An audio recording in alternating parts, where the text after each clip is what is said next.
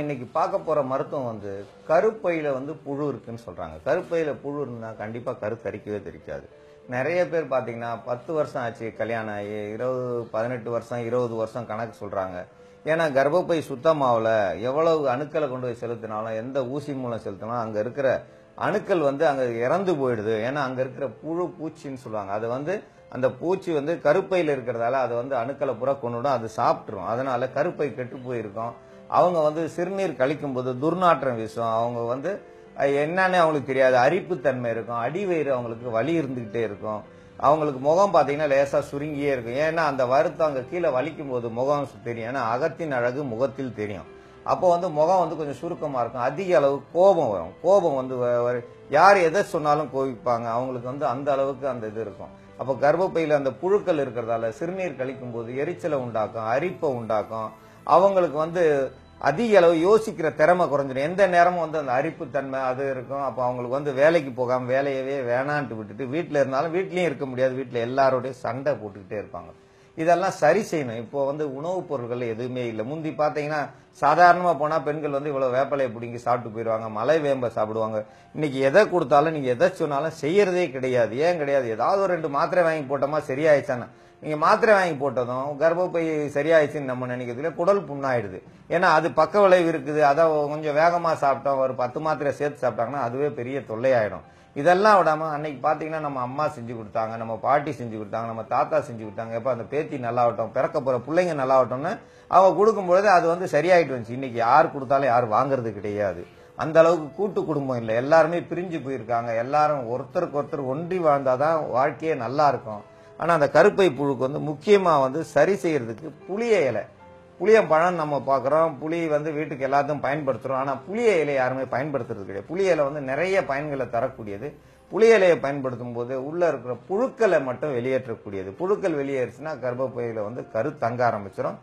கண்டிப்பா குழந்தை பிறக்கிறதுக்கு நிறைய வாய்ப்புகளை உண்டு பண்ணும். இதுல புளிய மரம் எவ்வளவு காய் காய்க்கும் யாராலும் சொல்ல முடியாது. அவ்வளவு காய்க்கக்கூடியது. ஏன்னா எந்தெந்த மரம் அதிக அளவு காய் காய்க்குதோ, பூ பூக்குதோ, அதெல்லாம் நமக்கு நல்லதை செய்யக்கூடியது, நம்முடைய வம்சத்தை விருத்தி பண்றது. இதுதான் நம்ம முன்னோர்கள் சித்தர்கள் மறைமுகமா காய்ச்ச மரம் கல்லறி பெறுன்னு சொல்லுவாங்க. அதனால காய்ச்ச மரத்துல தான் போய் புடுங்குவாங்க. அவங்க புடுங்கினாலும் அந்த மரங்கள் அவங்கள கோவிக்காம இருக்கணும்.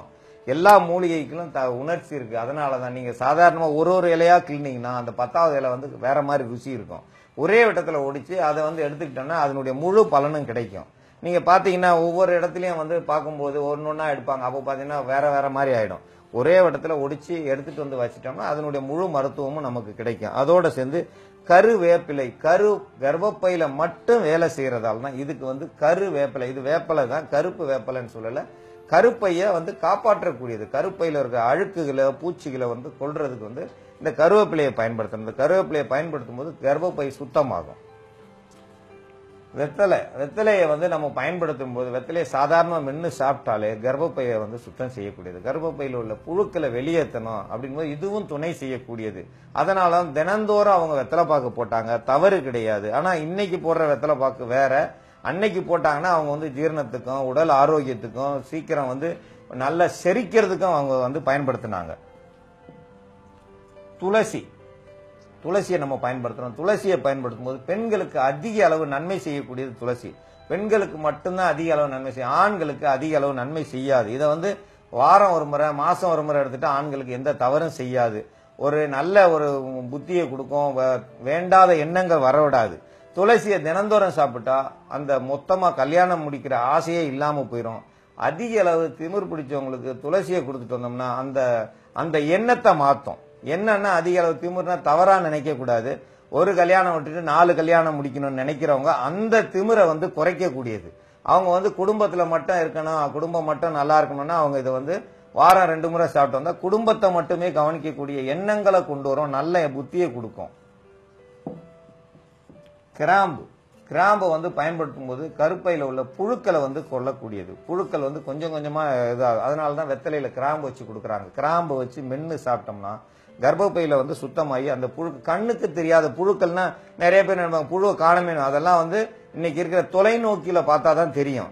ஆனா கண்டிப்பா நீங்க அந்த அரிப்பு குறைஞ்சிரும், எல்லாமே ஆயிடும். அது எல்லாம் சரியாகும். சிறுநீர் கழிக்கும் போது துர்நாற்றமே இருக்காது. அப்போ உங்களுக்கு சரியாயிருச்சுன்னு நீங்களே தெரிஞ்சுக்கலாம். இதோட சேர்த்து மிளகு, சாதாரணமாக இந்த குறு மிளகுன்னு சொல்லுவோம். இந்த மிளகை வந்து நம்ம பயன்படுத்துறோம். மிளகை பயன்படுத்தும் போது இது தேவையில்லாத கிருமிகளை வந்து வெளியேற்று. இதோட சேர்ந்து செயல்படும் போது நல்ல நிலையில அந்த கர்ப்பப்பையை தாங்கி நல்ல ஒரு சீரா வச்சிருக்கோம். அந்த அந்த இடத்துல புழுக்கள் இருந்த இடத்துல இருக்க புண்களை ஆற்றக்கூடியது. அங்க எதுவுமே சிலருக்கு வந்து சளித்தொல்லை எல்லாமே இருக்கும். அந்த சளித்தொல்லையும் சேர்த்து சரி செய்யக்கூடியது. கருஞ்சீரகம் வந்து அதிக அளவுக்கு நம்ம பயன்படுத்தக்கூடாது. இந்த மாதிரி நேரத்துக்கு மட்டும்தான் பயன்படுத்தணும். கர்ப்பப்பையில கர்ப்பம் தரிச்சதுக்கு அப்புறம் இதெல்லாம் பயன்படுத்தக்கூடாது. கரு தரிக்கிறதுக்கு முன்னாடி நம்ம பயன்படுத்தலாம். கரு தரிச்சதுக்கு அப்புறம் கருஞ்சீரகம் பயன்படுத்தினா கருவை கலைக்கக்கூடியது. அதனால கர்ப்பப்பையில இருக்க சுத்தம் செய்யறதுக்கு தான் இது. கர்ப்பப்பையில இருக்க அழுக்குகளை வெளியேற்ற கருஞ்சீரகத்தை பயன்படுத்துறோம். கருஞ்சீரகம் பயன்படுத்தும் போது கருப்பையில் உள்ள அழுக்குகள் கண்டிப்பா வந்து சுத்தமாகும். கர்ப்பப்பை சுத்தமாக உள்ள இருக்கிற நுண் கிருமி அந்த புழுக்கள் வந்து வெளியாகி கர்ப்பப்பையை தாங்கக்கூடிய சக்தியை கொண்டு வரும். இன்னைக்கு பாத்தீங்கன்னா 4 மாச குழந்தை அப்படியே கர்ப்பப்பையில இருக்கு, தங்கல, வெளியில வந்துட்டாங்க. சிலருக்கு கருவே தரிக்கல. எத்தனை முறை அவங்க வந்து இன்னைக்கு வந்து ஊசி மூலயமா குழந்தை பெற்றுக்கணும்ன்றாங்க. ஆனா அங்க வந்து ஊசி மூலம் செலுத்தினாலும் அந்த குழந்தை தங்கறது இல்லை. ஏன்னா அங்க இருக்கிற புழுக்கள் வந்து அதை வந்து கொன்னுடும். அங்க உள்ள அணுக்களை வந்து கரு சேர விடாது. கரு முட்டைகளையும் அது உடைச்சிரும். வர வந்து விந்து அணுக்களையும் அது கொன்னுடும். அதனால எத்தனை முறை இது சேர்ந்தாலோ அந்த ஊசியை போட்டாலோ அது கரு சேர விடாது. அந்த கரு புழுக்களை வந்து வெளியேற்றுறதுக்கான மருந்து இது. இதை செஞ்சு நம்ம பயன்படுத்தும் போது பெண்களுக்கு அதிக அளவு நன்மையை கொடுக்கும். பெண்கள் வந்து நிறைய வந்து கஷ்டப்படுறாங்க. அவங்க ஏன் கஷ்டப்படுறாங்க? குழந்தை பெக்கலன்னு வீட்டை விட்டு வெளியேற்றிடுறாங்க. எனக்கு இந்த பொண்ணே வேணாம், வேற ஒரு கல்யாணம் முடிக்கணுன்றாங்க. அதெல்லாம் தவறு. எல்லா பெண்களுக்குமே வந்து குழந்தை பிறக்கும் பாக்கியம் கண்டிப்பா இருக்கு. பெண்கள்னாலே குழந்தை பிறக்கும் பாக்கியம் அவங்களுக்கு இருக்கு. அதனால இந்த மருத்துவத்தை அவங்களுக்கு செஞ்சு அவங்களையும் வந்து சரி செய்யலாம். கண்டிப்பா அவங்களை கோவிக்க வேண்டாம். அவங்களுக்கு இந்த மருந்தை இப்ப தயாரிக்கும் முறையை செய்து காட்டுவோம்.